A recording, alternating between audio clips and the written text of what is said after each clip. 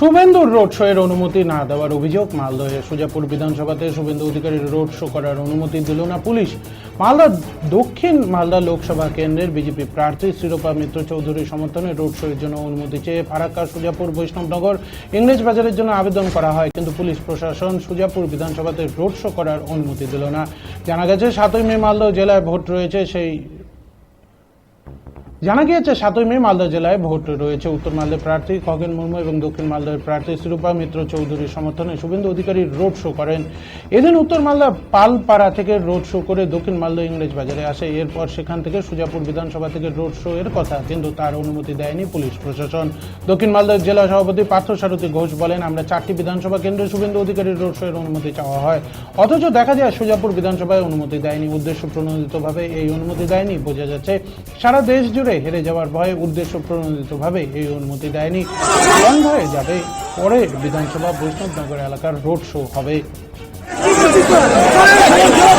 Suvendu road show করার জন্য সুজাপুর কালিয়াচকের আপনার পারমিশন এখানে চেয়েছিলেন, সেটা কি পুলিশ দিয়েছে, প্রশাসন দিয়েছে?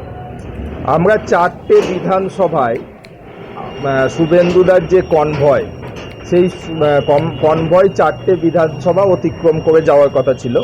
আর এই 4টে বিধানসভায় জায়গায় জায়গায় কিছু ওনার বক্তব্য, এই ধরনের কার্যক্রম নেওয়া হয়েছিল। দাঁড়িয়ে আমাদের কার্যকর্তারা থাকবে, তাদের উদ্দেশ্যে নির্বাচন সম্বন্ধে, আরও নির্বাচনের দিন তারা কী করবে, এই ধরনের পথ নির্দেশ করবে।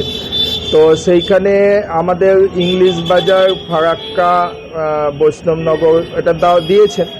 আর অদৃশ্য কারণে সুজাপুর, কালিয়াচক এই দুটো জায়গায় দেয়নি। তো এটা উদ্দেশ্য প্রণোদিত আর কি, সেটাতে আমার মনে এইভাবে যদি তারা যে সিদ্ধান্ত নিয়েছে তাতে যদি ভাবে যে বিজেপির কোনো ক্ষতি করে দেবে, তা নয়। কনভয় তো যাবেই, কনভয়ের তো আর পারমিশন লাগে না, কনভয় যাবে, সেখানে কার্যকর্তারা থাকবে, স্বাগত জানাবে, তার সেইভাবে যাবে। কোন বিধানসভার জন্য আমরা অনুমতি চেয়েছিলেন, সেই বিধানসভাতে কেন দিল না, কি মনে হচ্ছে আপনাদের?